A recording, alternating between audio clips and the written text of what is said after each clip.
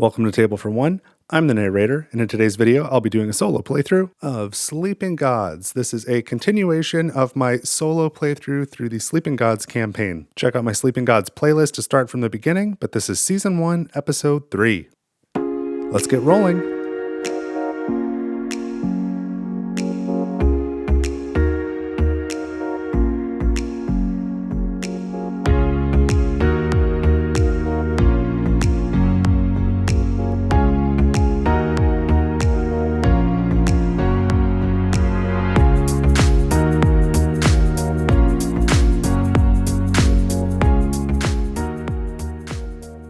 Alright, so welcome back. This is Season 1, Episode 3 of Sleeping Gods. This is a full campaign playthrough. Obviously, it is full of spoilers. If you've missed the first two episodes, make sure you go back to my Sleeping Gods playlist and get caught up. Otherwise, this won't make any sense. And at the end of the last video, we finished Act 1. So I need to make my new event deck here. I've got my deck of deadly events and perilous events and mild events, and so I need to mix these up and draw 6 from each. As I'm doing that, now is a good time to thank my coffee supporters. You can go to my coffee page, ko-fi, to make a donation to Table for One if you'd like to do that. That is for as little as $1. It can be a one-time or a recurring monthly contribution. So we have reserved seating for all of my monthly contributors. That's how you get your name on that list. And the Table for One Head of the Table Award is for the top 10 contributors over the last 90 days at time of editing. So I would love to see your name on that list as well. So head over to my coffee page if you'd like to help out Table for One and if you enjoy what I'm doing here. This is a good time also to remind you that in all of my videos, I have no mid-roll ads. I don't interrupt any content with advertisements. Once you get past the beginning of the video, you're good to go. So again, if you'd like to say thank you for that and help me keep running this channel, because I could probably make twice as much on advertisements if I had those mid-roll ads. So if you'd like to help me out, coffee is the way to go. All right, let's get this last deck here, just a little shuffled. Again, I did have to discard 6 cards. It was 5 perilous and 1 deadly in the first act. And so those cards that I discarded, I did not look at them. They're in here for whatever that's worth. And again, this is a reminder that I am playing with the Tides of Ruin expansion as well as the Dungeons expansion. So I don't exactly remember what those added, but it could have added some events that are not in the base game. Let's make sure I've got 18 cards here. 1, 2, 3, 4, 5, 6. 1, 2, 3, 4, 5, 6. 1, 2, 3, 4, 5, 6. We are all set. That is our new event deck for Act 2. So let's get going now.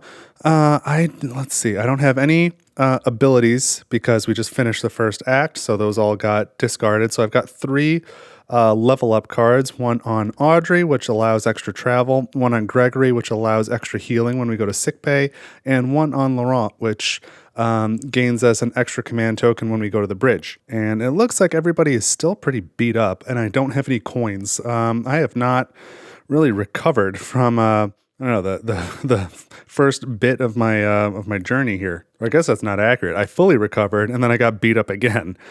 Oh man, I was kind of hoping at the end of Act 1 all the health and fatigue tokens would go away, but that apparently was not the case. So let's start with a ship action, and I'm on the bridge, so I've got to go somewhere else. Let's go to sickbay. I think that's a good idea.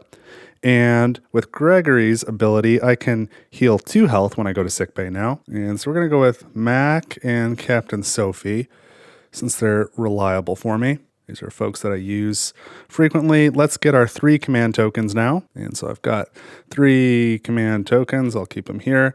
And, I think I need to do a better job equipping some of this stuff.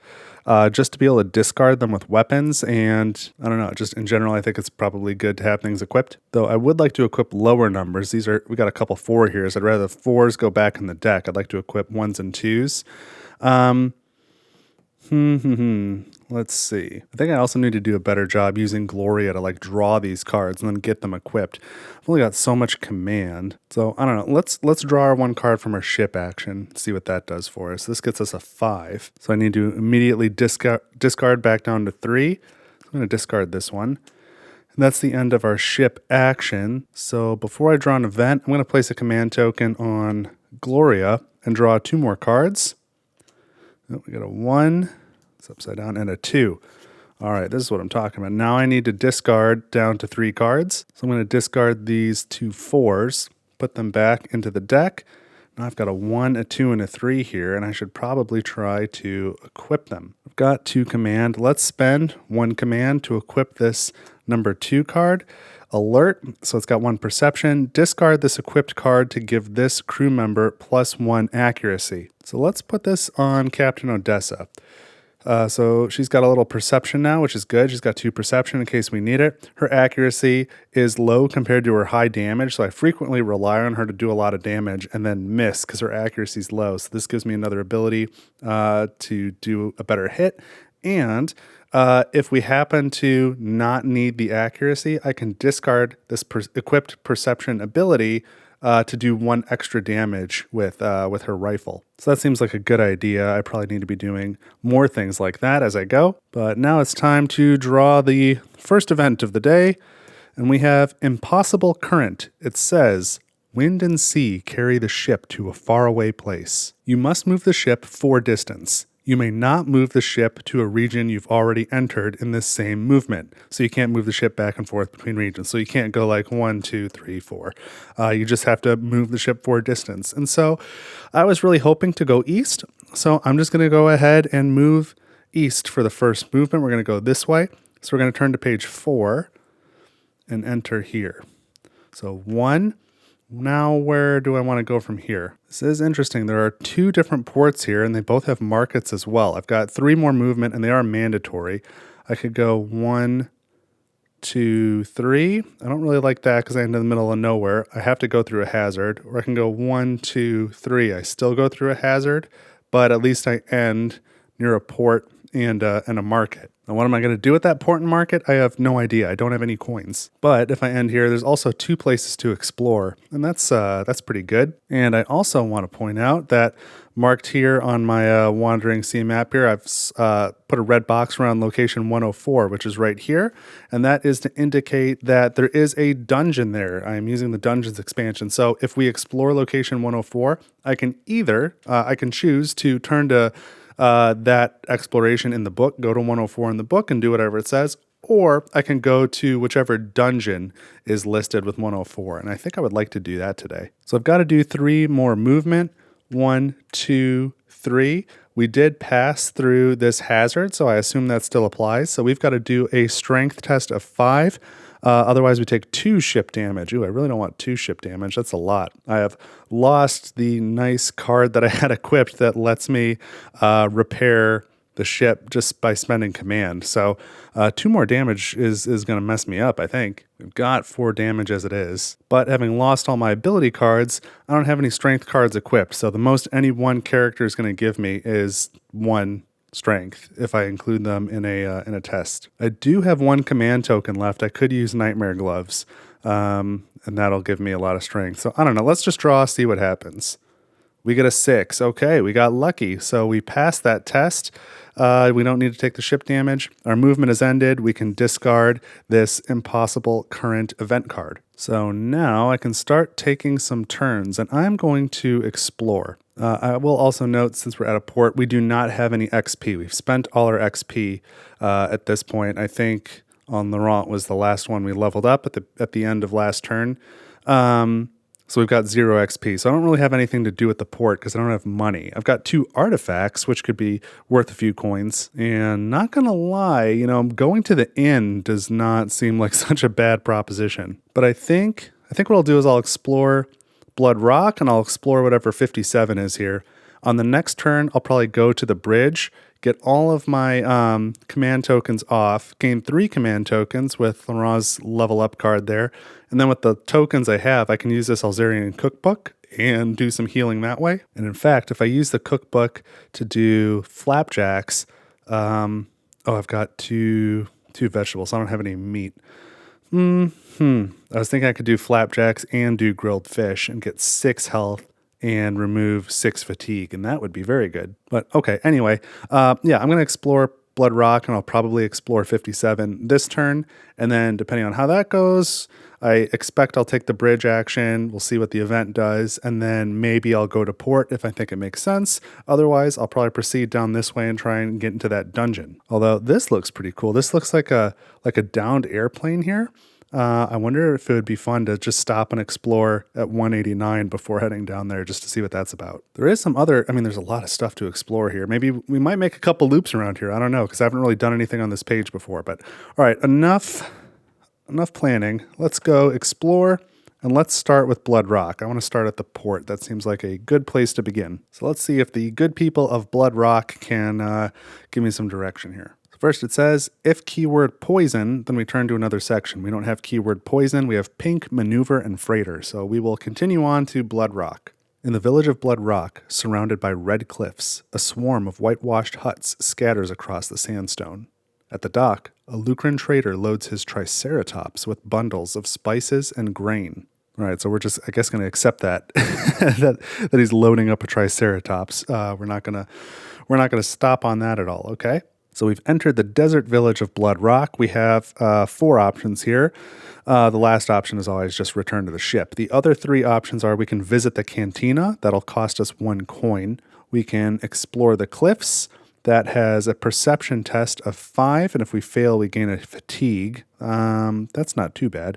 And we can speak to the stone oracle, but that requires the keyword roam, R-O-A-M. So unfortunately, we don't have any coins. I don't know if I could spend an artifact as a coin in this instance, and I'm sure we don't get any change. But I think you can only spend artifacts as coins when you're buying things. So I'll check the rulebook here, and it says, each artifact token you gain can be spent as 2 coins at any time. There are specific locations in the game world that also allow you to trade artifacts for special actions or adventure cards. So I guess I could spend an artifact, but I don't think I would get any change for it, so I don't think that's worth it. So I might want to come back here after I've got a coin to visit the cantina.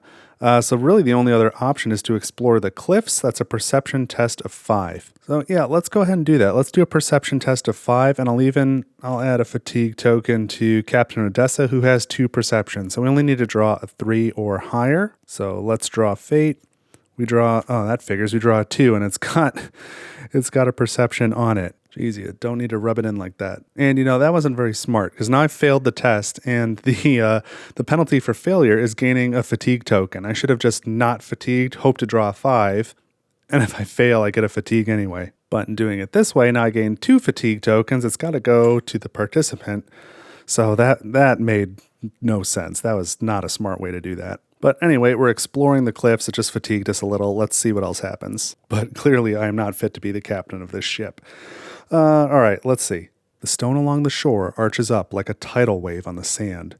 The walls are covered in petroglyphs, which Mac studies for several minutes. It's a map of the islands near here, says Mac, copying the symbols down in her journal. Looks like there's a temple or shrine to the west. So now we gain quest 38 and then just return to Blood Rock. And I don't think there's anything else we'll do there, so we'll just return to the ship. But let's see what this says. We have keyword square, and this says Temple of the Square. After studying the wall carvings in Blood Rock, we learned the location of a hidden temple on a small island to the west. So there's really no doubt in my mind that that's location 98 here. That's got to be this island. And if you look really closely, there's little stairs there and then a square doorway.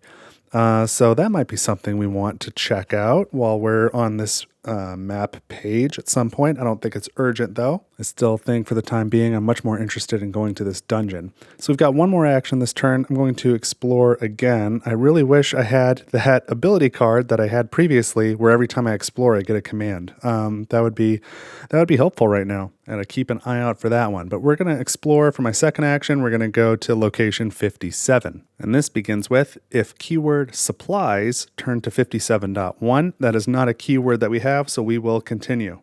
Curling coal smoke escapes a tugboat near the desert shore. It looks like it wandered here straight out of New York Harbor, and the image gives you a sharp dose of homesickness. A man with a ruddy face waves his fisher's cap like he's hailing a taxicab. Beauty of a ship, he calls. I've been spreading the word. A couple of ships from the States have figured out how to get home, he says. There's a rendezvous round this island to the southeast. He gives you directions, humming a familiar shanty. Be sure to meet us there. It's the only way to get back home. As he starts up the tugboat engine, he says, "And be sure to bring enough supplies." So that is interesting. We gain quest 105 now. So here it is, quest 105. Flip it over. Keyword cap. This is tugboat. A captain from Earth. I suppose we're not at Earth, we're at the Wandering Sea. So a captain from Earth told us there's a rendezvous of ships southeast of Eye of the Rock. They figured out how to get home. So southeast of Eye of the Rock, that's either here or further south on another page. And I would have to probably look at the map. I don't think it's here. That's probably straight east. Probably one of these. I'm guessing 195. I don't know. I don't know if I trust this guy, though. I have so many questions. I don't feel like we would have let him just disappear like that. We would have interrogated him a little bit more. But those are both interesting leads we just got with Square and Cap. So we've got this island to check out here, some sort of rendezvous point over here, which I think is a lie. And he said bring supplies. I feel like he's going to try and rob me. But that was our two actions. So now we go to our next turn and we start with a ship action. And I will go to the bridge. So I'm going up here. I gain 1 extra command with this old sailor level card. So I gain 3 command. I've got 4 in total now. And then I remove command from everything. So take 1 off Gloria, 1 off the cookbook, 2 off of Gregory. And is that it? I think that's all the commands. So these 4 go away. And now I draw an ability card. Ooh, number 6, Rage. This crew member may place damage diagonally, but may not participate in challenges. Not really interested in keeping that one at all. But if I do head down this way to go to the dungeon, there is a hazard here, which has a strength test of 5, and I've got 2 strength cards in hand, and I'd definitely be willing to give up that 6. But before I draw an event, I feel like I need to heal up a bit. And I would like to have Gregory use his ability to remove the weakened status token from Kanan, but I think I'm going to put that off till next time, just so I can hold on to a little bit of command right now. So I'm going to spend just 1 command here on the Elzerian cookbook, and I think I will make flapjacks. So I can do that with just 2 grain now. So I'll spend these 2 grain, and now I can remove 3 fatigue tokens and 3 health. I'm definitely going to take one of these fatigues off Captain Odessa. That was not helpful to have. And let's take the other ones off of people who have cards that like I might need to use. Maybe we'll take Laurent and we'll take Gregory. We'll do those because that way I could do a good job on a savvy test if that comes up. I feel like savvy tests come up more often just in the exploration sort of arena than the craft tests, which I really use for traveling more than anything else, and I'm not worried about traveling one space. So that's why I'll leave the fatigue on Audrey. And then I can recover 3 health, and let's do that with, I think, Mac and Kasumi and Captain Odessa, since they're the 3 that I tend to lean on a lot as of right now. So let's do that. And I know I still need to draw an event, but as I think about it, I know I want to go into that dungeon, and I'm trying to figure out how close I want to play this, like how tight I want to be with resources and health. Obviously, it was too close in Act 1 because everybody ran out of health, and it doesn't look great right now. I think it's a real waste of those artifacts to spend them as coins, but I don't know where to take them to get something better for it. I don't know if I just want to hold on to it. So if I'm planning on going to the dungeon anyway, after I draw the event, it might make sense to just go to the port, spend my 2 artifacts as 4 coins, hit the healer, clear out all the rest of the fatigue.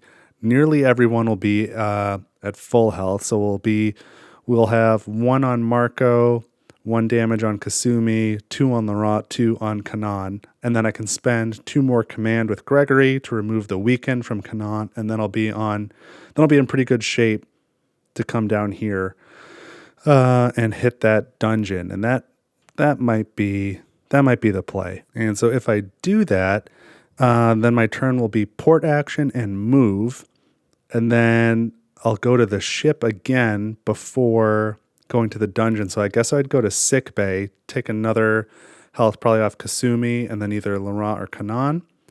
And I'm just thinking about command tokens. This will still be out. There'll be 2 on Gregory at that point. I think that'll be okay. I guess I'm just thinking in a perfect world, it would be good to go into the dungeon with all of the command tokens cleared. So like to hit the bridge again, which means I'd have to put it off another turn. And if I do that, I would probably explore 176 and the regular 104 before going to the dungeon. But that's just as likely to injure me some more as it is to clear up, my my command tokens. So maybe I don't want to stall like that. So, okay, that's sort of where my head's at. Let's draw this event. And we have abandoned raft. The crew spots a weathered raft. Search it. We have to do a perception test of 5. If we fail, we gain a ship damage, and then we can gain 1 grain. So a perception test again. And my perception person is Captain Sophie, who I really don't want to put an extra fatigue on. I really messed up that last round fatiguing Captain Odessa for no reason. So I still haven't reshuffled this deck since discarding all of my equipped cards. So it still should be favoring higher cards in here. I think I'm just going to go for it and hope that I don't get the ship damage. So let's flip it. Oh, we get a 2. No, and that's the card I really need to equip to help with ship damage. That's the repair or the refine card. Shoot. All right, well, that's not great. Let's see where the ship damage is going to be. Area 3, that is sick bay. So I don't like that at all. I'm relying on sick bay.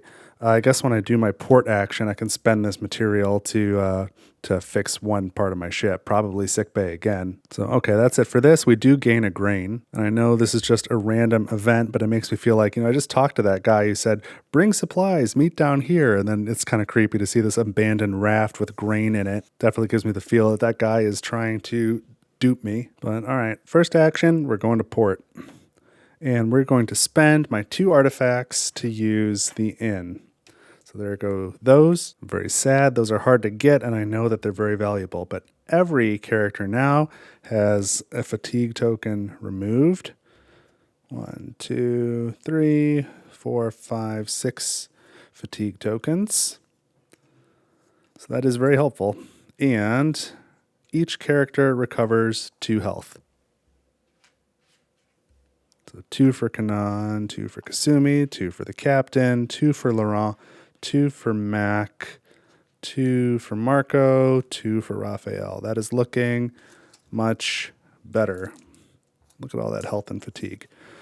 Okay, that's good. This one too. And yeah, while I'm doing this, I'm going to spend 1 material to repair the boat. So I will take 1 off of sick bay. I don't want to risk losing that. And we still have no XP to spend. So that's going to be it for the port action. So I think I'm as ready as I'm going to be now. So for my second action, I am going to travel. And I am not going to use any fatigue. I'm just going to draw because I only need to go 1 space. So even if I draw, if I have 0 to 3 craft, I can still move. So we get a 3, and so we can now move here. And there's a hazard. It is a strength test of 5, otherwise we take 2 ship damage. So again, I'm not going to fatigue anyone. I do have 2 strength cards in hand, so I need to draw anything but a 1 or a 2. 4, great. So we need strength of 5. I'm going to discard this 6 back into the deck. And so we've passed that challenge. We don't take any ship damage. So that was my 2 actions. That was a pretty short turn, but I'm getting all set up to enter the dungeon. So let's start the next turn. I take another ship action. I'm going to sick bay, and I can recover 2 health as long as one of them is not on Gregory. And I definitely want to get this one on Kasumi, and then I think Laurent. I think that's the other one I want. Marco's block is like so good.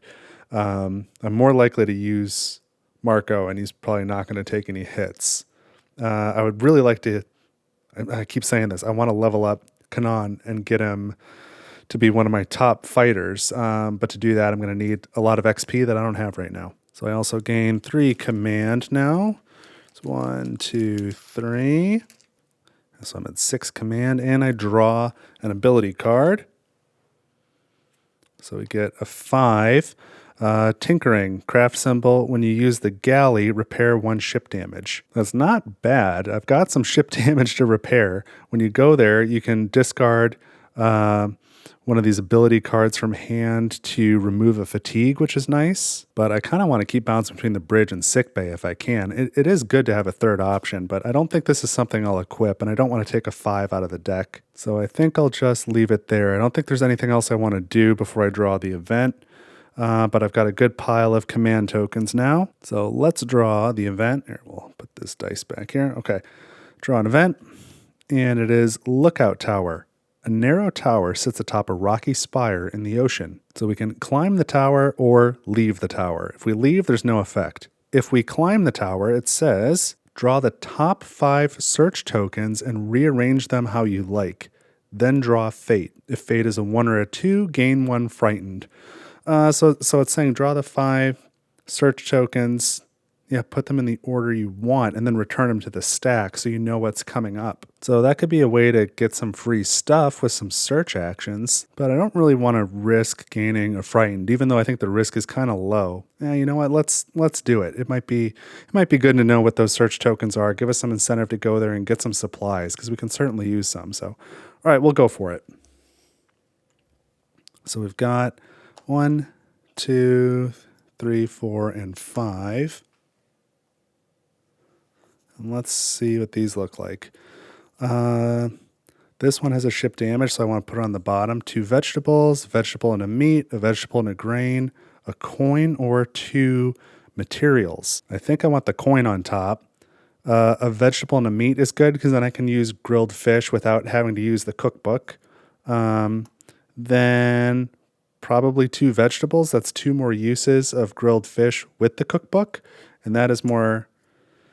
That's more what I want than the meat and the grain. And then this vegetable, a meat, and a ship damage I'll put on the bottom. And this way, when I take the deck action, I can choose to just take 1 token and know what I'm getting. So nothing is wasted. I won't take any ship damage. So now I just have to draw Fate and hope it's not a 1 or a 2. It is a 5. So that's it. That's the end of that event. That was okay. I don't remember seeing that one before, but that gives me some incentive to use the deck action. So that's kind of neat. So now it is time to take some actions on this turn. And my first action will be to explore. I'm going to explore 104. And instead of reading the standard entry, we are going into the dungeon. So I've got my dungeons book here, and location 104 is the Desert Grotto. So let's grab the Desert Grotto. I've never been here before. We'll place it here, just covering this page. And there's a red star there. That is where we start. So that is where we place our lantern. So now there's all these other locations we can explore. And it may be tough to see, but there's sort of dark black lines that are kind of obvious. That's like the outline of the place. But there's also dotted red lines, and those separate like rooms. So you can like go in a room, explore what's in the room, cross the dotted red line, go to a different room. So again, a little tough to see, but they're on there. Some of these dotted red lines have a little keyhole picture next to it. That means you can't cross that until you have found the key. So there are these key tokens that we can earn. The book will tell us what to do. If we get the key, it just like goes across the line to show that you've unlocked that door. And then there's a small deck of 10 camp cards. We can camp while we're in the dungeon because the whole time we're in here, it's just 1 explore action. But when we camp, it's kind of like an event. It could help us, it could hurt us, but it can help extend your time in the dungeon. But every time we do camp, then we need to discard 1 event card from the ship deck. And if there's no more cards there, then you can't camp. So we'll put these right here. So let's see, how many locked doors are in here? 1, 2, 3, 4. I think that's the max, 4 locked doors. So we're going to enter in this way. There's a locked door at the room here. There's probably goodies there. Or, oh man, there's just a locked door on either side. There's probably goodies behind them. Otherwise, we can go deeper in. Looks like there's a well there maybe. This door is locked. And if we get past there, there's this passageway, something up here, and another locked door. That's got to be like the final treasure. That was 51. I think we can expect to get into combat in here as well, at least once. I don't remember if I said this. I've not played Desert Grotto. I've been in a couple of dungeons before, and I think I remember there's like a combat in there somewhere as well as some sort of boss fight. But now we can just get started. There are 3 actions you can take in a dungeon. You can either camp, you can explore.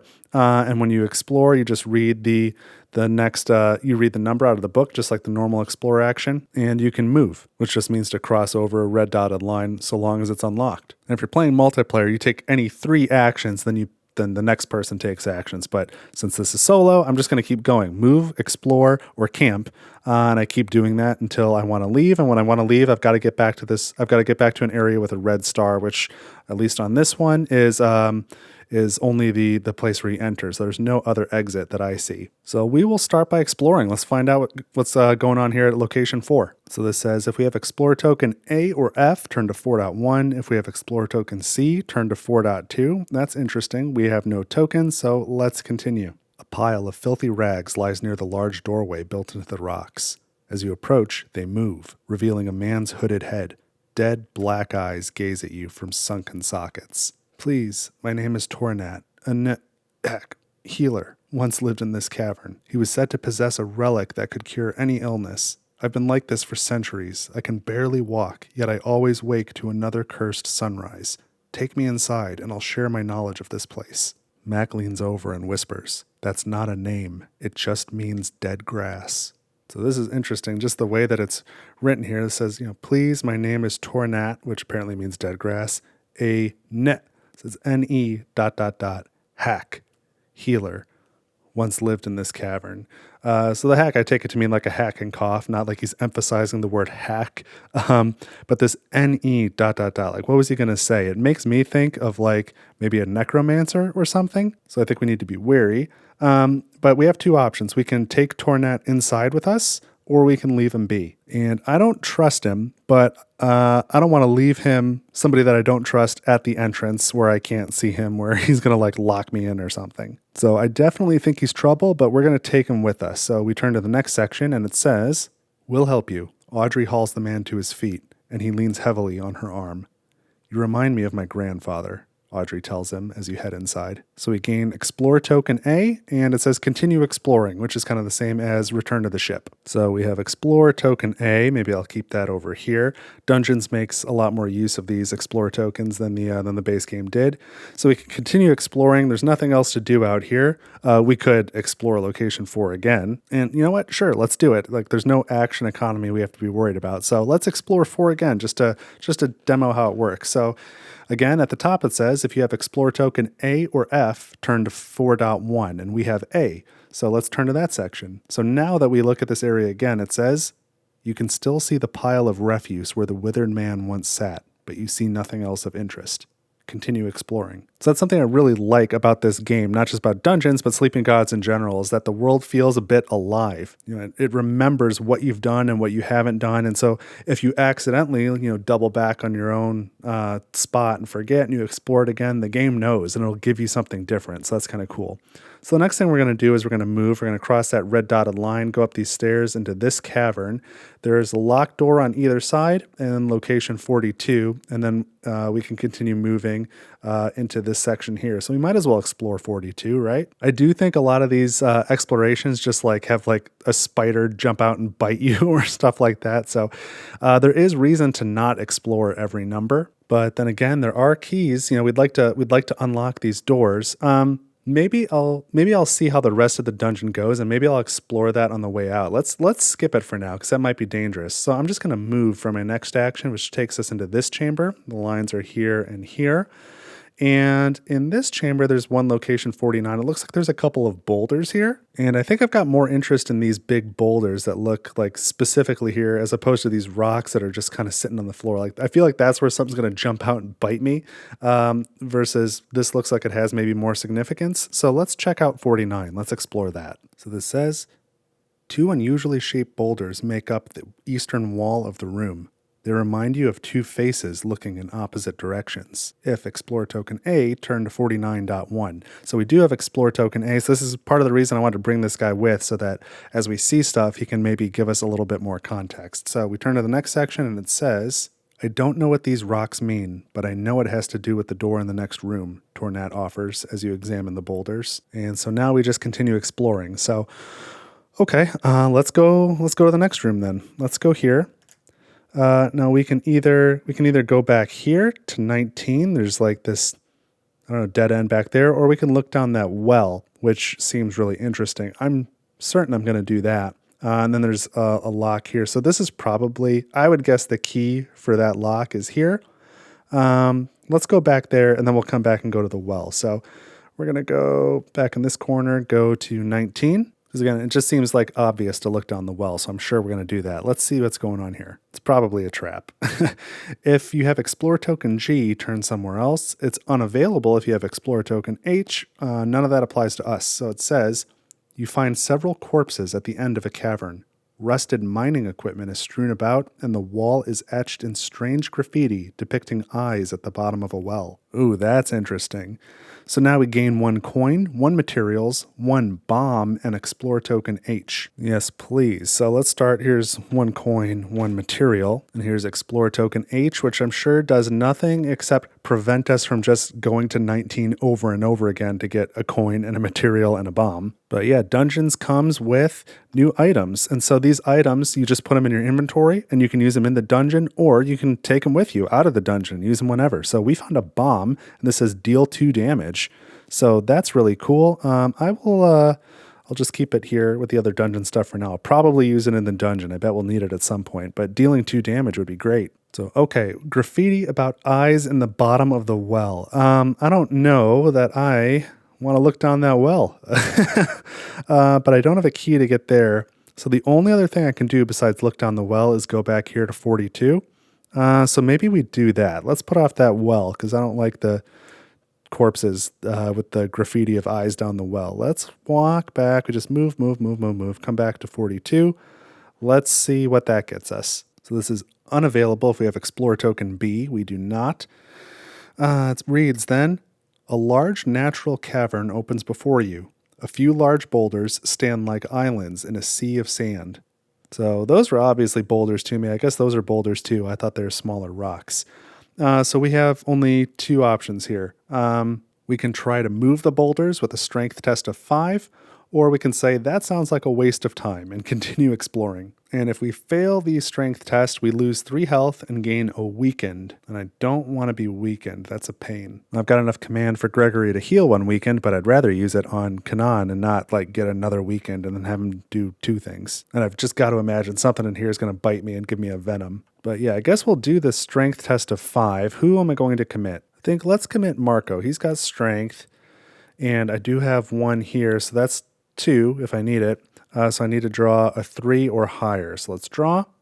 We get a 3. So that's 1, 2, 3, 4, and I will spend this card to make it 5. So we don't need to take any of the ill effects, and we turn to the next section, which says, your instincts were right. Underneath one of the boulders that you managed to roll onto its side is a stone-lined hole hiding a small cache. One of the treasures is a cylinder of bone carved with strange grooves. So we gain Explore Token B and 1 artifact. So here's Explore Token B. I'll try and maybe I'll go left to right, try and keep them in alphabetical order for ease of viewing, and an artifact. And that I am very excited about because, like I said, they're hard to come by. So I'm glad we got it. So no key, and there's nothing else we can do but look down that well. So I guess that's where we're headed next. Let's move, and explore 14, because it's either that or we leave, and I am not ready to leave. There's got to be more down here. So 14 reads, in the middle of a vast room with a low ceiling, a well is built into the floor. Wooden bars block any access to its depths. Large wooden beams support the northeast section of the room. And I wonder, this kind of looks like a couple of rectangles here. I wonder if that represents like the beams holding up the room. Okay, so there's 3 options. The last one says, probably bone dry down there. Continue exploring. So we're not going to do that because we've explored everything else. So the only other 2 options are salvage the beams for materials, or go fishing in the well. I don't think I want to salvage the beams because I feel like the ceiling is going to come down on my head. So I am, I guess, going to go fishing in the well. So we turn to another section. This section says, Laurent breaks several of the bars with booted feet and casts his line into the darkness. Soon you hear him exclaim, told you there was fish down there, and he reels in his line. The end of his line does not have fish, however.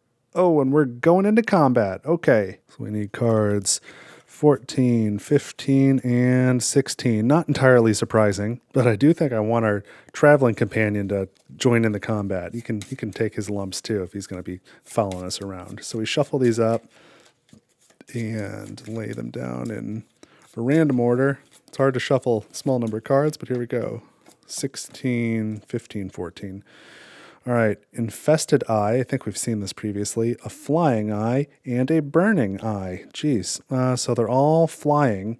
That's a pain to deal with. But I guess the eyes looking at us from the bottom of the well makes more sense now. So let's get our combat stuff ready. Oop.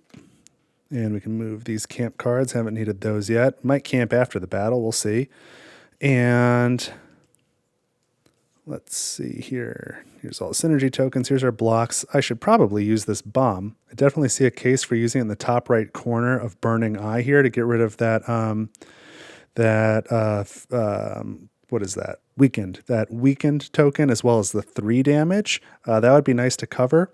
I do like that these two wings are right next to each other on these cards so we can do splash damage and make them both not flying enemies anymore. And let's see, Audrey's got a weapon. She could do 4 damage. If I can get Captain Odessa to hit anything with a synergy token, then she could pass her synergy token to Audrey. And if Audrey can hit this Infested Eye, which has the least block of anything, it's only got 4. I guess it's 5 against her non-ranged weapon though. But if she can somehow hit this Infested Eye and do diagonal damage, she could do 1, 2, 3, 4 and take that out all at once, which would be good. That might be like what I want to do at the end. So to aid in that, I want Captain Odessa to go before her. I don't know, and probably Mac as well. I'd probably want to get both of these tokens on one character. Oh, look though, this Flying Eye only has 3 health. That's not too bad. Oh, and even this one has a lot of defense, but 1, 2, 3, 4. None of these have a lot of health. It's just these terrible diagonals. So if I can get Odessa to hit something, pass this synergy token to let somebody else do diagonal damage. So it'll be Odessa, then somebody else, then Odessa again to pass this on to somebody else another time. All right, I think I'm going to go Odessa to Kasumi. If Kasumi can do 3 damage here, that'll take this one out. And then it'll go Odessa again. But Odessa could have Kasumi's extra. Oh no, that wouldn't do. If she did 1, 2, 3, that wouldn't get another synergy. And there's got to be a way. I would really like to take out all of these in the first round. And I've got this bomb. How would I want to use that bomb? All right. Raphael's got good accuracy. So does Mac. Maybe I have Raphael go first. Attack this one. Attack this one. He does 2 damage. 1, 2. If I can get his synergy token out, then it can protect somebody else as well. You know what? Actually, I'm going to start with Kanan. That's who's going to start. He's got a ranged weapon. So he's going to attack this one here in the middle. So he's got a ranged weapon. He's got 1 accuracy. It's going to be 5 defense. Let's draw. And it's a 5. So he's got enough. So he's going to do 3 damage against this Flying Eye. He's going to put 2 on this heart and then 1 on the flying component. So it's no longer a flying enemy. And that has a synergy token on it. So he gets to give his redraw fate synergy token to somebody else. And let's give it to Odessa. And then he's going to take 1, 2, 3 damage in the counterattack. He's got 1 block. So that's only 2 damage remaining. So Kanan's still around. All right, good start, I think. Good start. So next up, I'm going to have Captain Odessa, I think, attack this one, the Burning Eye, which has 6 blocks. She's got a ranged weapon as well. She can redraw, and we can always discard this alert card for 1 more accuracy. Oh, and I forgot we've got these Lucran goggles up there. So that's got perception, and it's got 2 accuracy on it. Maybe I should have used those earlier. I think I needed some perception for something. I forgot about that. I've got that first aid kit too that I should probably use. Just to get the weakened off of Kanan and get another heart back. I can use it right now. I can use it in the middle of combat, but let's wait for a minute. In the meantime, I am having Odessa attack this burning eye. I guess, is there anything else I want to do first though? Because she can do 4 damage. If I'm able to hold on to this without needing to discard it for accuracy, I can toss it to make a 5th damage. But I think if I just get a hit and I can do 4 damage, I'll probably go 1, 2, 3, 4, get the flying element. And then I'll get hit for 6 back. I'll block 1, and I can block a 2nd with that leather coat, so she'll still be around. She'll have 4 damage on her. But if she's able to hit this burning eye without having to discard this, I can discard it for 1 extra damage. I go 1, 2, 3, 4, 5, and then this burning eye will be gone, and it won't counterattack, and that would be huge. So in order to do that, I have to, she's got her 1, she has a ranged weapon, this is 6, she's got to draw a 5 or a 6. I've got a 2nd try to draw 5 or 6 here, another try here, and then if I happen to draw 1, I can use a command there. So I think I'm going to hold out because that'll save me a lot of health. So, all right, Odessa is attacking the burning eye, need a 5 or a 6. Ooh, we get a 4. That was the most difficult thing I could have drawn. That's a real decision. So I'm at 5, I'm 1 short. And you know what? I will use, I need 1 accuracy. I can use 1 command on the Lucran goggles, 2 command on Kasumi, or 2 command on Laurent. It'd be nice to keep the goggles available, and I've got a fair amount of command. All right, we'll spend the 2 command on Laurent. That gets me 1 more accuracy. So now I'm at 1, 2, 3, 4, 5, 6 with a ranged weapon here. So that's enough. So I can do 4 damage, and I can discard this equipped perception ability to do 1 more damage. So I'm going to do 5. 1, 2, 3, 4, 5. That eliminates this burning eye, and I get to place my synergy token. And so I will give that to Audrey. Okay, so this is looking pretty good. Let's keep going. I'm going to have Audrey go next. She's got 1 accuracy. It is not a ranged weapon, though. So she needs to get a 5. So I got to draw a 4 or higher, but I've got other means of getting accuracy if I need it. So let's go. She needs a 4 or higher. Oh, we get a 3. Come on. Isn't that just always the way? Let's use the gear. Let's redraw. We'll use gear. Oh, we get a 2. That's worse. All right, so that leaves her at 1, 2, 3. She needs to get to 5. Forget it. I'll use these goggles. That gets me to 5. I just hate using all my equipment because I can't get the command off, and I'm sure there's going to be another battle, and I'm going to wish I had all this stuff. But all right, that gets her to 5. So she could do 4 damage. Just 1, and she's going to use this synergy token to do it diagonally and go 1, 2, 3, 4 damage, and that's it. She did hit a synergy spot, so we can give her token to somebody else. I don't know that it really matters at this point. I guess I'll give it to Captain Odessa because she's got this other token to spend too. Not that it really matters. I don't think I'm going to use Captain Odessa. I'm going to use Max. She's got the accuracy. So she's starting at 4. It's not a ranged weapon. Oh, but the wing is covered up. So if all she needs to draw is a 1 and she attacks first. She draws a 4. Great. So she does 2 damage. She puts 1 on the heart. That eliminates this enemy, and we have completed this combat in 1 round, so we didn't have to deal with very many counterattacks. So our health is in really good shape. So I did use a lot more command tokens than I wanted to. I've got a lot of command abilities covered up now, but all things considered, that's probably about as well as I could have hoped that combat could have gone. Let's grab these blocks. And I imagine we're going to need these again, so I'm just going to leave them out. So let's see what the result of that combat was. So this says, you heave a great sigh at the husks of the monstrous eyes before you. Marco is unfazed, however, and examines the eyes for ingredients. Gain 2 XP, 1 meat, and explore token D. Continue exploring. So here's 1 meat, 1 eye meat, and explore token D. I still have my bomb here, which I'm glad I held on to that since I used so much command. And we also gain 2 XP. So I had none, so I've got 2 XP now. That's good. But now I return to the map, and I've kind of explored everything, I guess. And now it dawns on me that I think I can still explore these locations with the locks. I just can't pass through them. So I probably need to do some of that. So yeah, I feel kind of silly about not figuring that earlier, but I guess let's start with 57 since that's where we are. Because clearly the main stuff is back there. Let's do that. And then if we've still got like the strength and stamina on our way out, maybe we can stop at these other ones. But yeah, 57. So this is unavailable if we have key token Y. We do not have that. An intricate stone door is flanked by 4 pictograms carved into large blocks jutting out of the wall. 2 heads, a 3-pointed crown, a round eye, and an empty hourglass. Well, the guy who's with us said that the 2 boulders that look like 2 faces opposing each other were related to the next room. And it says, so our 4 options here, we can push on any of the blocks. We can push on the block with the heads, push on the block with the crown, push on the block with the eye, or push on the block with the hourglass. I wonder if we push on the one with the eye, if we have to do that combat again. Or maybe it'll remember that we've done the combat. I don't know, but I'm definitely not pushing on the one with the eye. And then there is a 5th option for no pushing, thanks, continue exploring. But I think we need to do something to advance this. So following the advice of the guy that we brought with us, let's push on the block with the heads. And it says, you push the block into the wall. Just as it becomes flush, you hear a loud crack followed by a grinding stone. The door in front of you starts shifting to the left, and the grinding gets louder.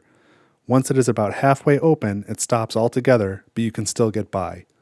Place key token Y on 57. Continue exploring. Okay, that wasn't bad. So we got this key here is key token Y. So we can continue exploring, and we can enter this next room now. So let's go in here. And, I put the lantern this way because I thought it'd be best from your viewing angle, but it does come with this little stand. It kind of makes more sense to do that. So sorry if that's harder to see, but it lets you see the rest of the room a lot better and what's going on. So we can go straight down here and explore 47. We can go straight up here and explore 9. We're in room 29, and then 68 is clearly how we get into that last room where probably the good treasure is. So let's start with where we are. Let's start with 29 and just examine our surroundings, and then maybe we can make a more informed decision from there. So 29 says, the sandy floor of this room is deep and fine, making it difficult to walk. Along a recess in the wall, manacles are bolted into the stone, and numerous human bones lie half buried in the sand. Continue exploring. Well, that sounds terrible. Well, I don't know what to do. You know what?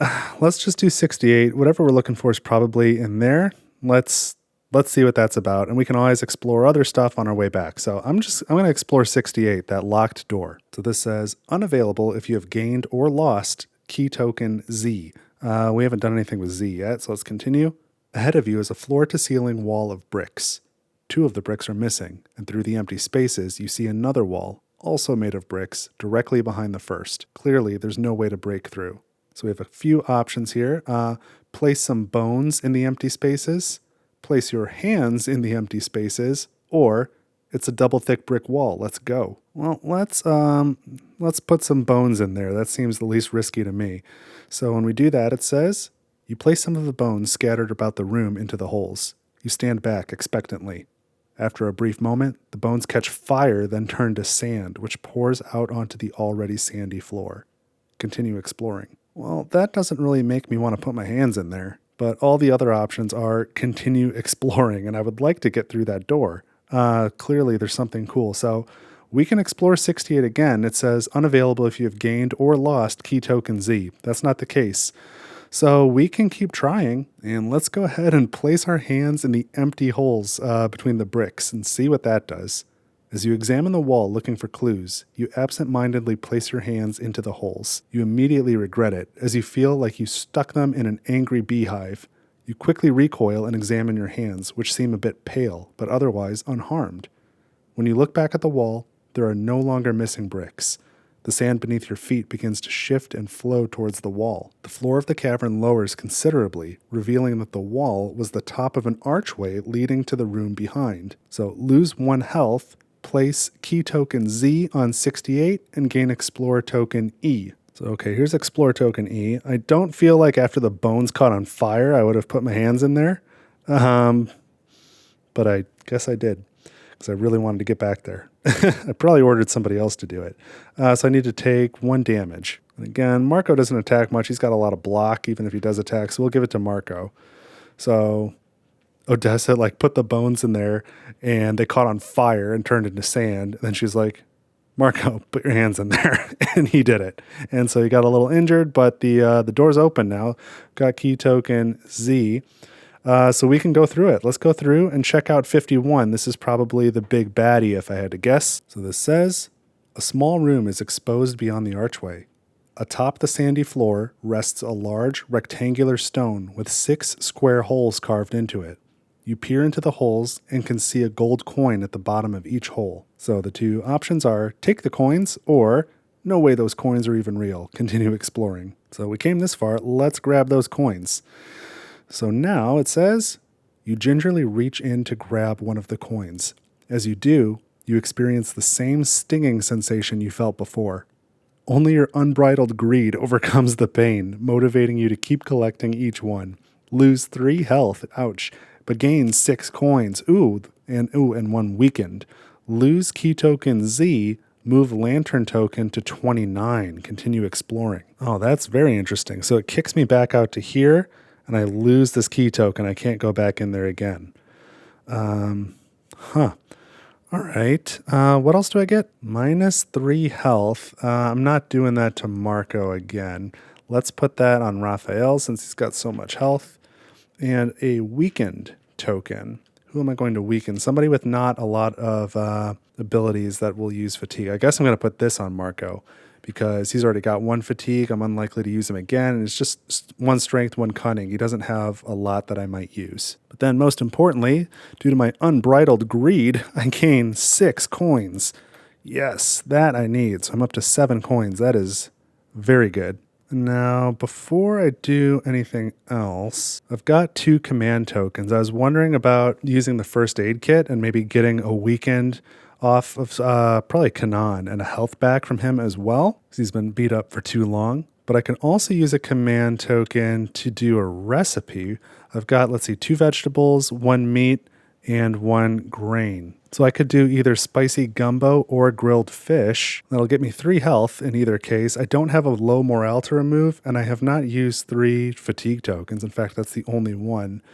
So maybe it's not a good time to do a recipe. So I'll hold on to my command for a little bit. We can keep exploring now, I guess. And so let's go down here to 47. Let's see what that's about, since I've got to go somewhere. So this says, unavailable if adventure card 143 Forked Whip. That's interesting. I've never seen that sort of exclusion before. We definitely don't have that. If Explorer token E, which we do have, turn to 47.2. This says, half buried in the sand, you find numerous bones as well as a formidable looking whip.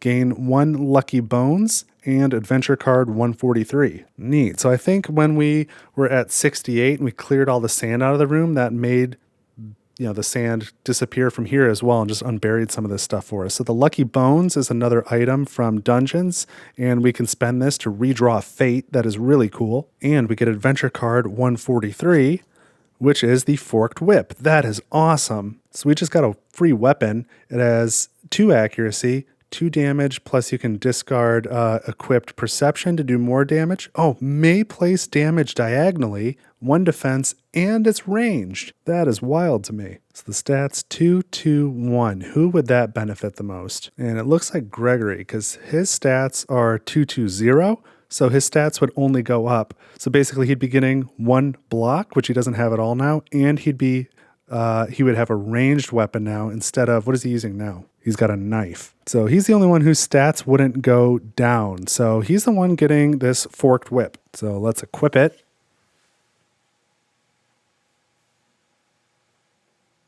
All right, so that is interesting for combat. Another ranged weapon is something I'm happy to have. And so maybe whatever the good thing, that's clearly good, but whatever the big prize is in this dungeon, maybe I walked past it right in the beginning. But since I'm back here, let's go up to here, location 9, and see what's going on there. So this says if you have explore token C or F, you turn somewhere else. I do not have C or F.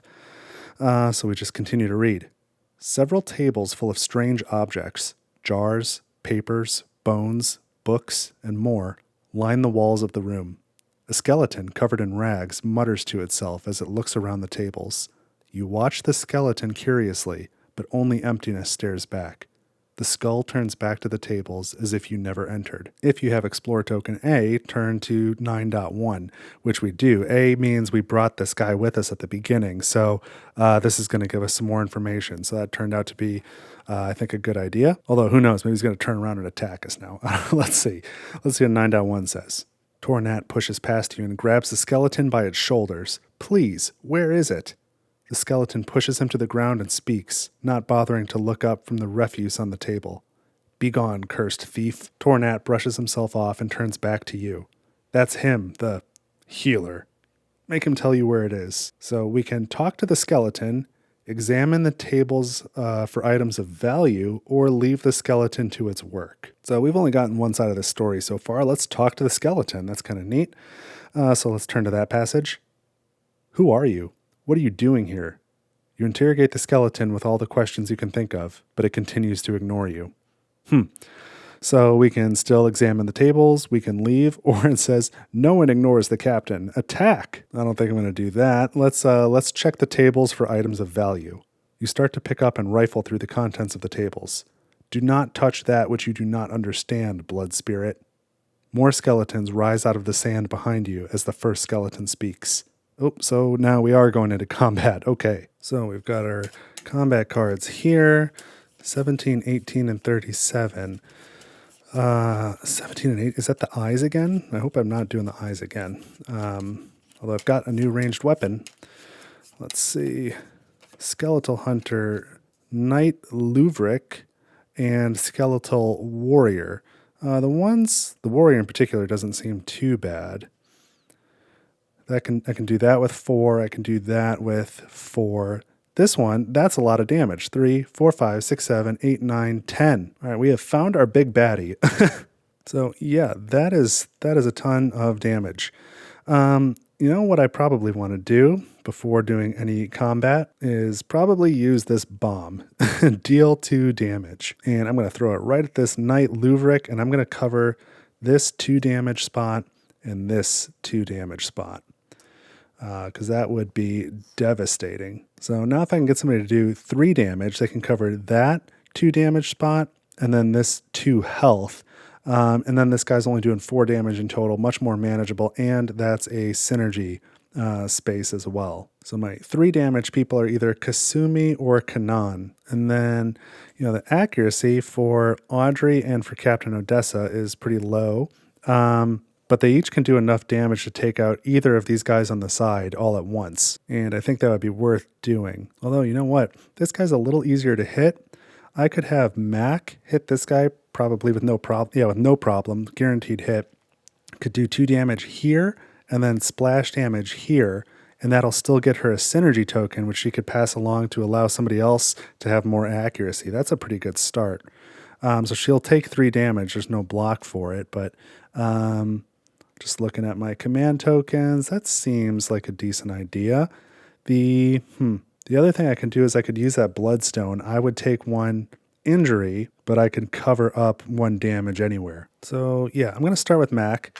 I'm going to have her attack this Skeletal Haunter. She does 4. She's got 4 accuracy. She only needs 5, so that's more than enough. She does 2 damage, and so she's going to hit it in the legs and then do some splash damage over here to the Knight Luvrik's legs, cover that up, get a synergy token. You can do the splash damage as long as at least half of the damage is going on your selected target. So this extra 2, I don't know that it really matters between Audrey and Captain Odessa. Let's give it to Audrey. And now we get attacked back for 3. She's got no block, so Mac takes 3 damage. All right, who's next? I think let's have Kanan go next.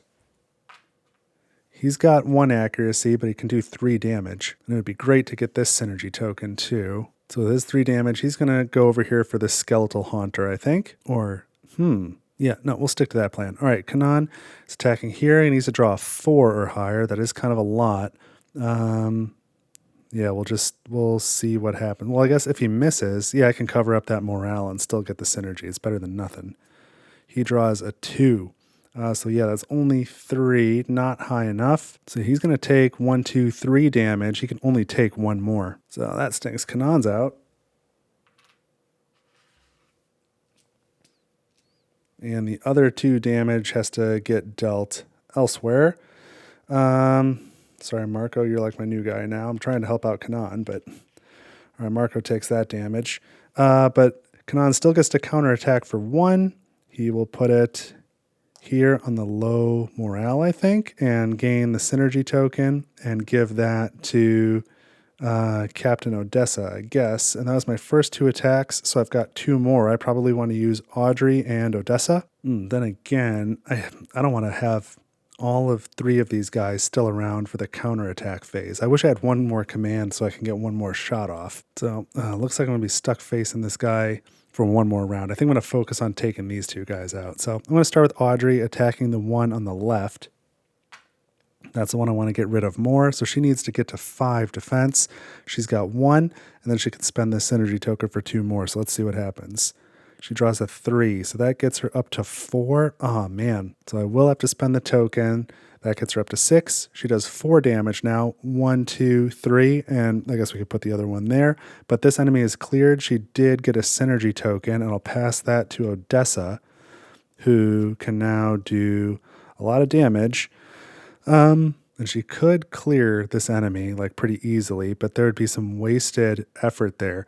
I think I'm going to have her, she's got the redraw, so I think I'm going to try and have her hit this Knight Luvrik, and if she hits, she can do 4 + 1, 5 damage. And since this is the last attack before the counterattack round, I'll probably do that 5 damage. 1, 2, 3, 4, 5. Or even better, I'll do 1, 2, 3, 4, 5. I'm not worried about her synergy token as much, but that'll get rid of the madness and the extra damage in the counterattack round. So we're going to Odessa. She's got 1 accuracy. She needs to get to 6, so I have to draw 5 or 6.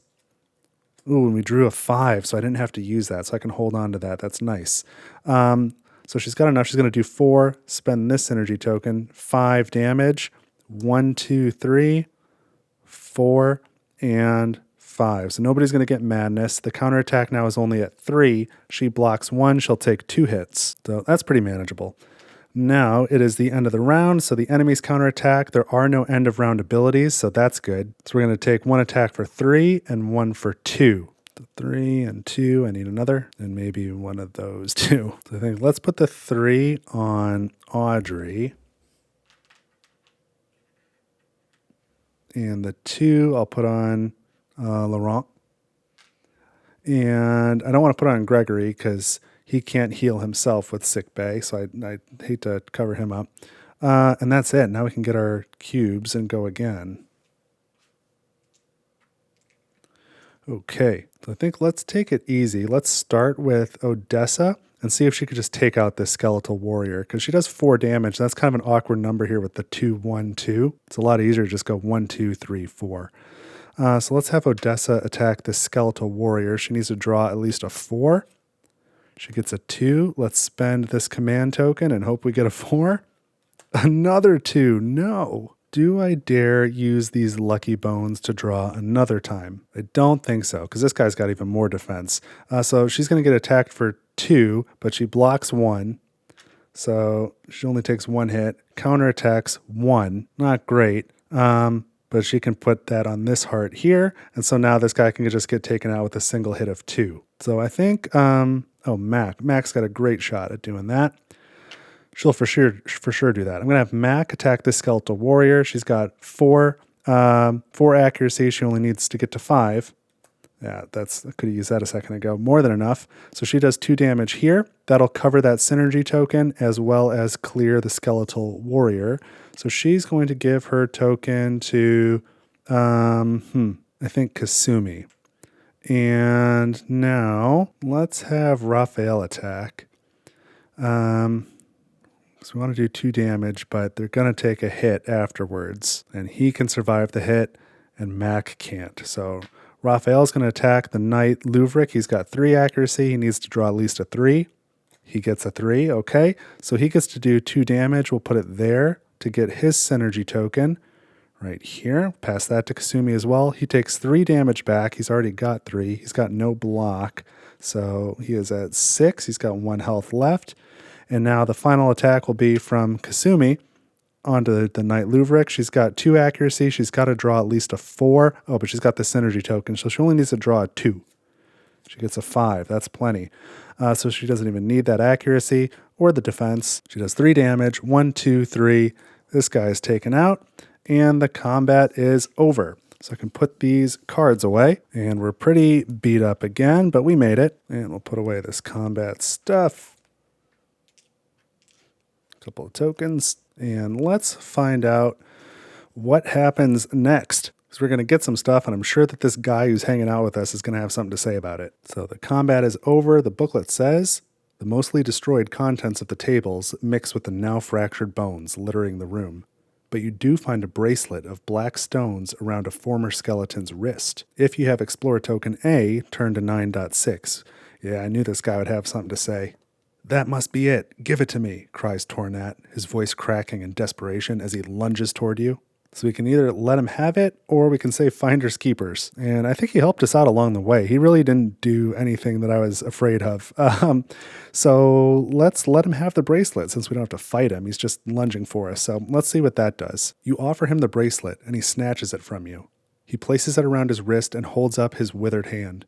His near-blackened flesh slowly regains its color, and he cries out in pain as the same change can be seen in his face. He touches his regenerated arm, falling to his knees, and grabs at his face, which turns to sand and pours off his skull. You stare in horror at what is now a pile of sand and rags. The bracelet rests on top as though placed there by an unseen hand. The crew gapes at the grisly scene. Mac taps the pile of rags with her shoe gingerly. The bracelet must have regenerated him to his current age, long past when he should still be alive, she muses. All right, so yeah, I think we're going to leave that bracelet right there. And we gain 2 coins, Explorer Token F, 3 XP, and Adventure Card 141. So here's the 2 coins. We're up to 9 coins now. That feels good. We've got Explorer Token F. What else? 3 XP. So that gets us up to 5 XP. I like that. And Adventure Card 141. What is this? Oh, it's the bracelet. This is the Stone of Vim. It's a totem. Okay. And you can use 2 command to gain 2 health. Neat. I'm kind of scared to put it on, but sure. And let's go to our checklist here, our achievement sheet. Stone of Vim. Yeah, from Dungeons. I've never seen that before, so that's another new one for me.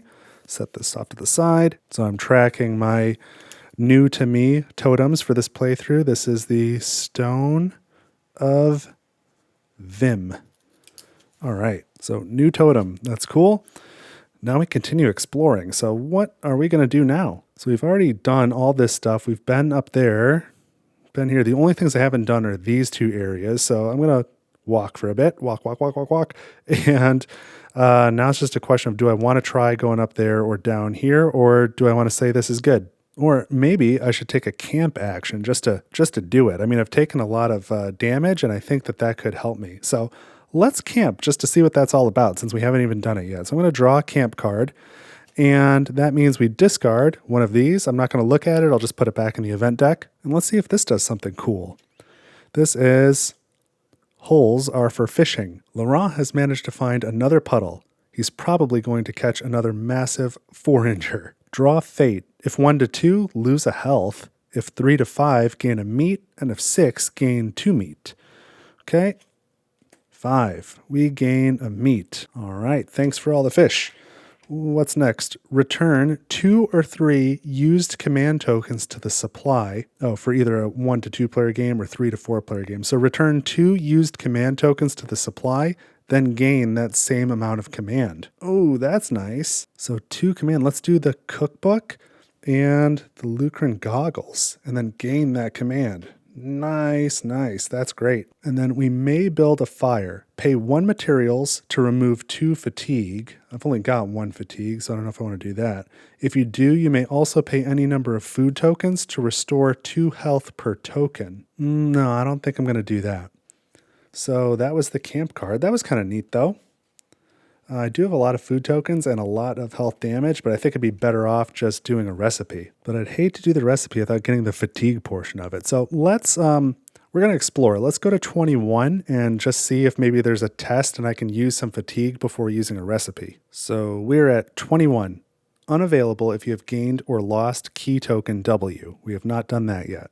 A wooden door blocks entry into the room beyond. but through the strange keyhole, you see a tiled floor and a mess of cloth and wood scattered around. If you have Explorer Token B, turn to 21.1. We do have that. I don't remember where we got it or what it meant. Oh, looking ahead, it's because we did this one here and found that artifact. So it says, you insert the bone cylinder into the door carefully.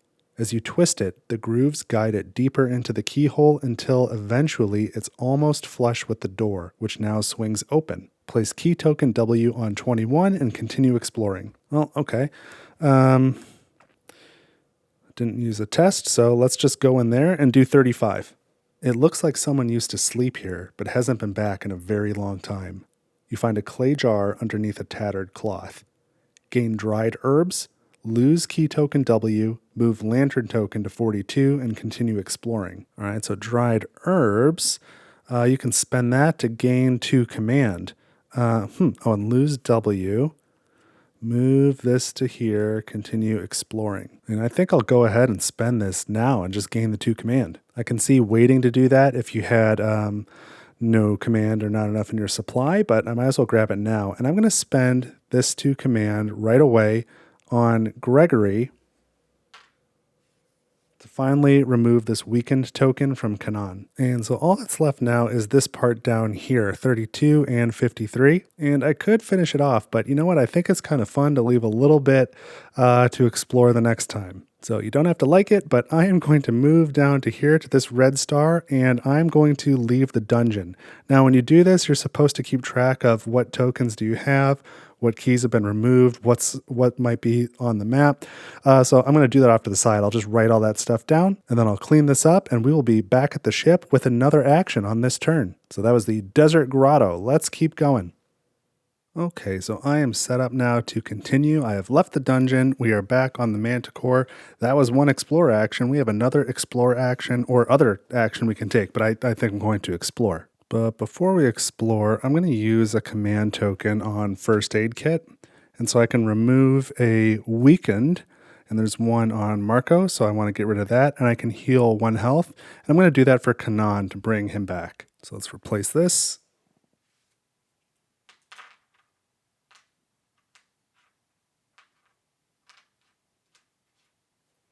He's not feeling good, but he's feeling better. And then I think I'm going to use the Elzarian cookbook, but I'm gonna do a challenge or an exploration first, and maybe I'll get more fatigue that I can remove. But I'm expecting on my next turn, I'm going to go to the bridge. So if I want to get any command tokens out here for whatever reason, that'll clear it. So I want to do it now. But for my second action, I will explore again.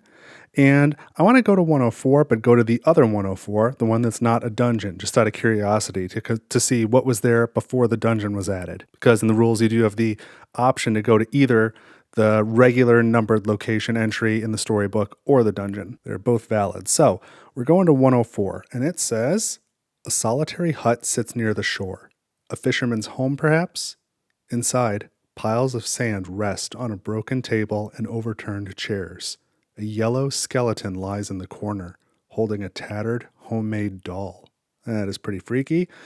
So we have 2 options. We can search the house, which is a perception test of 5, and if we fail, we lose 2 health. Or we can just take the chairs and tables and leave and gain 1 materials and return to the ship. But I think I'm up for that perception test since I'm planning to put down a couple of fatigue tokens anyway, just to make use of a recipe. So we've got a perception test of... what did I say, 5? So let's include Kasumi, because she's taken no damage, and Captain Odessa, so that'll get us 2. Now we've got 3 fatigue tokens out there that we can clear with a recipe. And if I really want more fatigue, I can put a command token on the Lucran goggles up there. So we've got 2 perception. Let's see what we draw. Oh, we drew a 1. So that is 1, 2, 3 perception. We need 5. So I could either put 1 command on the goggles and get 2 perception and be fine, or I can throw a command on Kasumi. Since we drew a 1, she could redraw it, but then I'm scared we draw another 1 or a 2. So let's just get the guaranteed pass. We'll use the goggles, and now we have enough perception, so we don't get injured, and let's see what we find. You find a stone cat head hidden in a compartment in the floorboards. That is interesting. Gain 2 coins and gain quest 163, then return to the ship. So I am all about those coins. There's 5. And give me 3 back. So I've got 11 coins now. Yes, that's great. And we also get Quest 163, which says, this is keyword cat. It is ongoing. Cat head. We found a stone cat head in an old house in the desert. So that's pretty cool, but we don't have any leads on what to do with that. So I'll just add that to our list of ongoing quests right now. And so that was my second action. But before I end my turn, I will use the cookbook to make one recipe with one less food. And I'm going to do the grilled fish. So I can either do a vegetable or a meat. Does it matter to me? I don't think it really does. I guess I theoretically have an easier time getting meat because Laurent can always fish. So I'll spend a meat and then I remove 3 fatigue. So the only 3 that I have. And then I can heal 3 health. And I could take care of a low morale, but nobody has low morale. So for the health, let's get another one for Kanan. And one for Mac. And who else? Maybe one for Raphael. Okay, so I think that was good. So that's the end of that turn. Now we start a new turn, starting with a ship action. And I will go to the bridge so I can remove all of the command tokens on cards or other places. And I gain 2 command plus 1. So 3 command, so I'm up to 4 right now. And I draw 1 ability card, and it is a 4, triage. Each time a fatigue is removed from this crew member, restore 1 health to another crew member. Oh, that's pretty cool. So I've got that in my hand. And now we draw an event. And this one is Crashed Airship. You find a Lucran airship stuck on some rocks. So we can search the airship, draw 2 search tokens and choose 1. Apply the effects, then discard the tokens. Oh, that's awesome because I set the tokens. Or we can leave the airship, draw fate. If we draw 1 or 2, gain 1 low morale. Awesome. Oh, not quite as powerful as I thought. Search airship is draw 2 search tokens and choose 1. I don't know if I said that. It didn't register if I said it.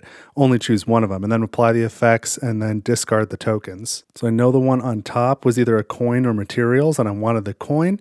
The second one though was like my second preference and I think it was meat or vegetables or both. And I would hate to have to toss it. But if I take the other option, I'm just getting, I have a chance at low morale or nothing else. I would rather get the coin. So yeah, let's draw 2 search tokens, choose 1, apply the effects, and discard the tokens. So yeah, a coin or 2 wood, 2 materials, and then yeah, this was a meat and a vegetable. That, ooh, I would like to have that, but I think I want the coin more. What was it that the dungeon told me? I'm only sustained by my unbridled greed or something like that. It's pretty funny. So, okay, we'll put these over here. And that was our event. Now we can take 2 actions. And I'm wondering about using this gate stone to just move over to here, to Eye of the Rock, so that I can get there without using a travel action. Because I know that there was that keyword cap where somebody was saying, hey, we're all going back to New York, meet over here. And I think that's down here. That seems southwest. And I don't trust that guy at all. So I don't plan on stopping there. But I've already been to Blood Rock. I wouldn't mind checking out Eye of the Rock. I think I'd be okay for this savvy test. And so I can come down here, do a port action and maybe a market action. And then maybe on the following turn, I explore Eye of the Rock and travel over to here. I wouldn't mind checking out that square, Temple of the Square, find out what that's about. Plus, there's plenty of stuff to explore along this way. So I think just to be able to do more things before the end of this video, I think I want to just teleport from here to here rather than use the travel action. So I get free action, move to any port. Here we go. And I believe we still resolve the hazard because we just moved into a region with a hazard. That's exactly what the rulebook says. When you move into a region with a hazard, then you resolve it. So we're going to do, this is a savvy test of 5. Let's put a fatigue token on Gregory because he's got 2 savvy. And he's got fewer fewer of those ability icons than Laurent. So we're going to save him. We'll use 2. We've got this triage here that I can discard. So that is 3, and we need to get to 5. So as long as I draw anything but a 1, we get a 3. So 3, 4, 5. I don't even need to discard the card.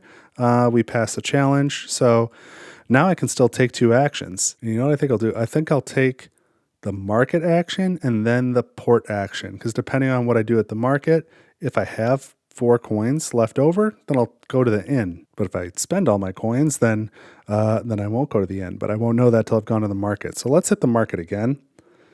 Let's make use of these coins. So we've got our market deck. 1, 2, 3, 4, 5, 6, 7 cards. Let's see. Twin daggers. So we've got a weapon. Tea. Pan shield. Biscuits and gravy, Lucran boiler, teapot of Kempter, and Eye of Wisdom. So these twin daggers are very expensive. That costs 8 coins. It's 4 accuracy, 3 damage, 0 shield. So 3 damage is a good amount, and 4 accuracy is very high. The 0 shield is not great. It looks like if I gave that to Raphael, then he wouldn't lose anything. He's at 3-2-0. This would be 4-3-0. But I can just as easily give it to somebody just based off their low accuracy. I can give it to Laurent or to Marco. He's got 1-1-3, 0-2-3, or I'm sorry, 0-2-2. So in both cases, they would be losing some block, but accuracy and attack would be going up. So that's interesting. This biscuits and gravy recipe is making me hungry. I like biscuits and gravy. To cook it, it's very expensive. It's 2 grain and 2 meat. So that's a lot of food to spend. And even with the cookbook, that's a fair amount of food. But when you do, you can remove a low morale, 4 of the fatigue tokens, and then restore 6 health, which is a lot. What else is of interest? The tea is not bad. Just spend a command token, remove a fatigue. I can see that being helpful. It only costs 1. The Lucran boiler kind of is similar to the Lucran steam engine. This is just use 1 command and travel 1, whereas the steam engine is when you travel, you can go up to 2 more spaces. This is just like get a free move 1 spot, which is not bad either. But this is kind of expensive. This costs 5. It costs more than that did. That cost 4. The Teapot of Kempter says remove all command tokens from 1 card or a crew member. I guess that's okay. The Pan Shield gives you 2 block for 1 command. That's all right. But I don't find I use that type of stuff very often. The Eye of Wisdom is interesting. So this is kind of like the Lucran Goggles, but for Savvy, and then you can remove Madness. I haven't really gotten any Madness yet. I've seen it on some enemy end of round abilities, but I've been able to negate those. So I don't know. I can't say that anything's really jumping out at me. Looking at the twin daggers again, I suppose I could also give them to Kasumi. The only thing that would change from what she has now to the twin daggers would she would gain 2 more accuracy, which is a lot. And it would be nice if her accuracy was high because her synergy token gives +1 damage to somebody else. So it'd be actually really nice if I could start with Kasumi reliably and have her give her synergy token to Mac, who's also going to do an extra damage. So it's kind of like having a 4-3 and a 4-3. And then Mac can give her her extra accuracy to either Captain Odessa or Audrey, who really need it. Whereas if I gave the twin daggers to Raphael, then he's going to be more likely to get his hits. He'll do more damage.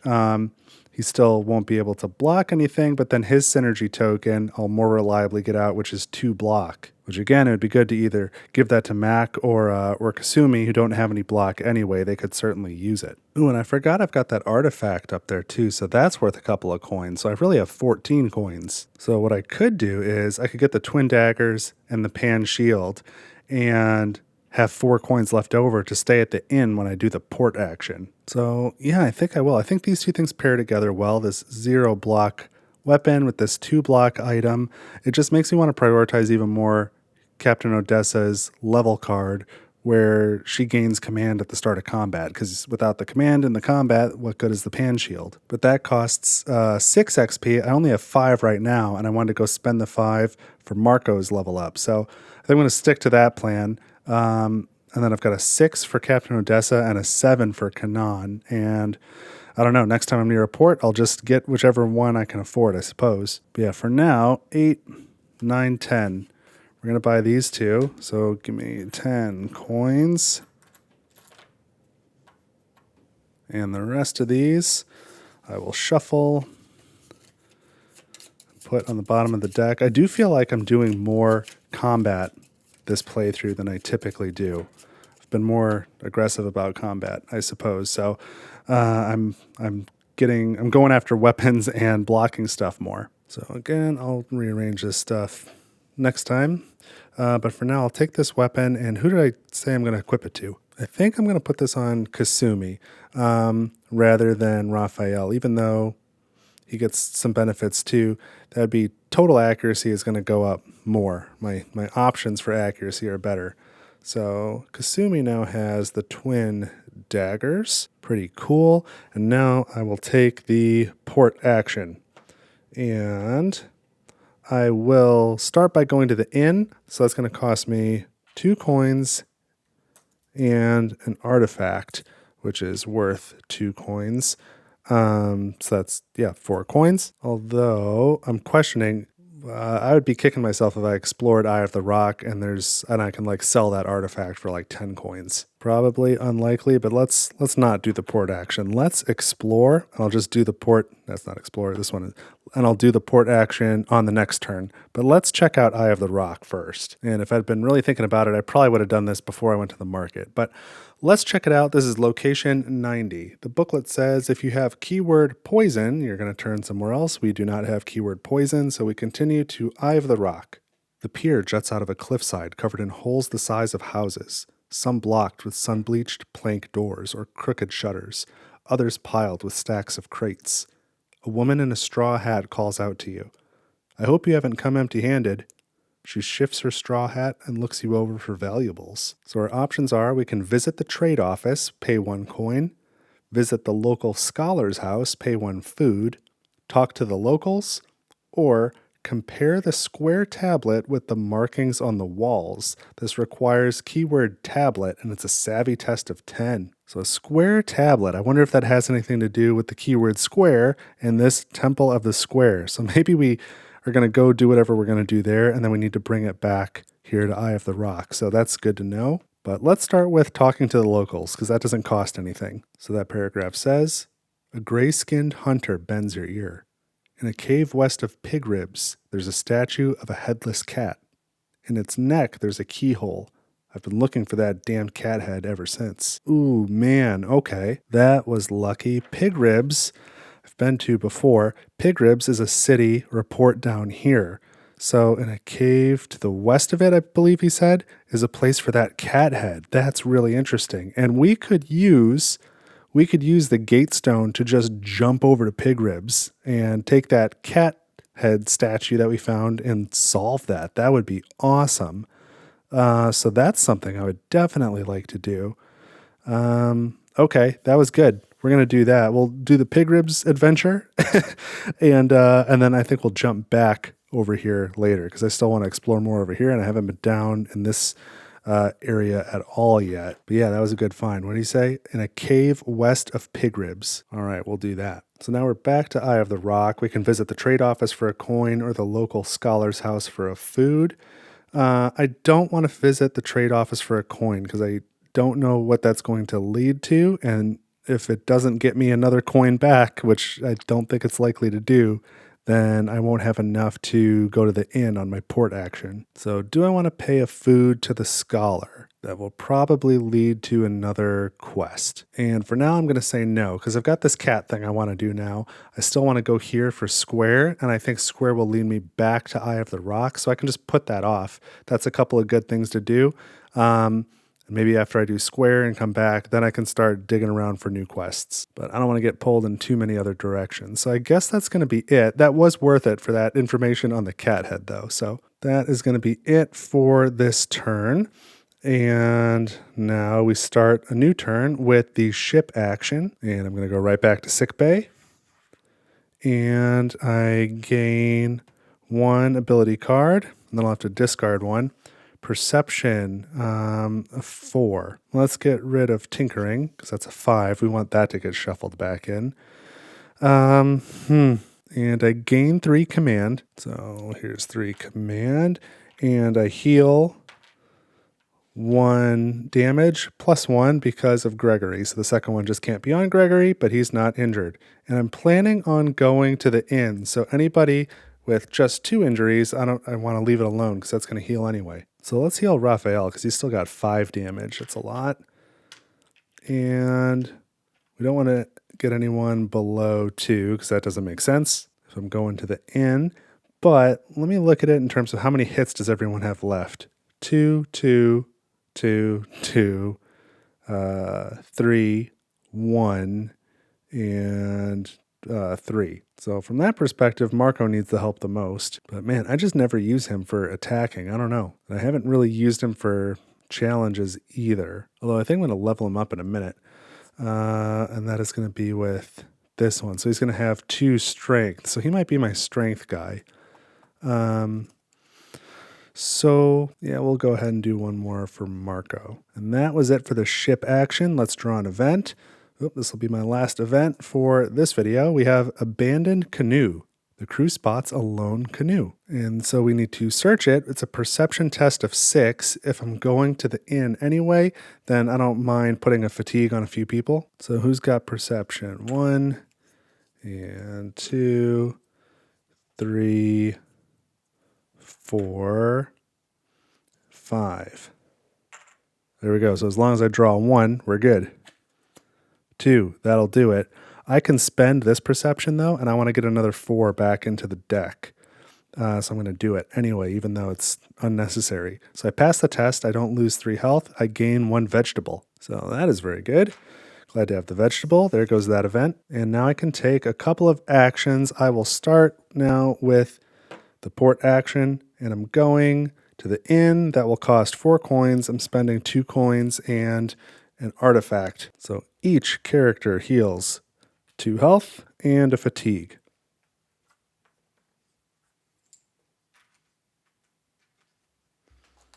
Fatigue. Whoopsie. 2 health and a fatigue. Again, 2 health, a fatigue. 2 health and a fatigue. This is very efficient. All right, now we are ready to do some damage again, which is good because we're going to the perilous part of the deck, but I think I'm in pretty good shape right now. I'm starting to get in a decent rhythm, and let's go ahead and spend this 1 material. I don't know what else I'm going to use it for. I'm going to spend it to repair the ship, and I'm going to do 1 on the quarters, just so I have the option to go to the quarters. We're going to repair that. And finally, we're going to level up.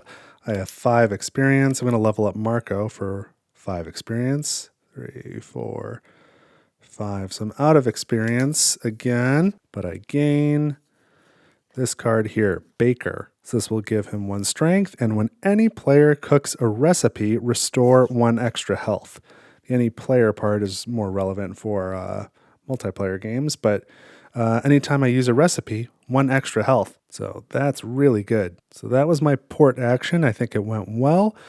Now what am I going to do? I kind of want to do that cat head thing, but I can't because this gate stone has got command on it, so I can't use it again. So I'll probably have to wait until next turn where I can go to the bridge, clear all my command.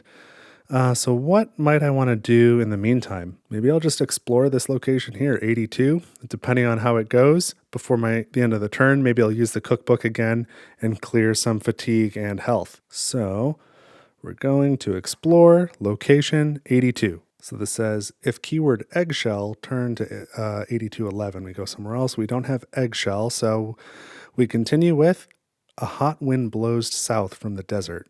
You land and meet some desert traders. You may trade any amount of materials for an equal amount of grain. If you trade anything, gain 1 coin. Return to the ship. Any amount of materials for an equal amount of grain. So I think that's a one-way trade. You can't also trade grain for materials because it says if you trade anything, but I think that means like any amount of materials for grain. So I don't think I can do any trading. And then it just says return to the ship. So there's really nothing there for me. So I think I will close out with one more thing. I'm going to spend 1 command with Gloria to draw 2 ability cards. And I've got to shuffle this ability deck, so I'm going to go wash shuffle these. All right, so freshly shuffled deck here. I'll shuffle it a little more on screen as I talk. All the ability cards that I discarded at the end of Act 1 are now in this shuffle. So there's going to be a lot of ones and twos that I would like to get out of the deck, re-equip. Some of the abilities are pretty good. So I need to start prioritizing Gloria a little bit more, I think.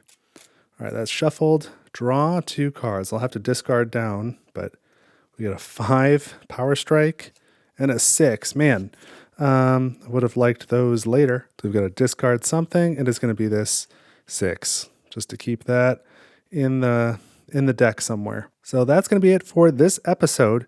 So next time we'll come back. We'll be here. We'll be going through the Perilous deck in the second act. I think my intent is to try and do this cat head statue thing, because that sounds pretty neat.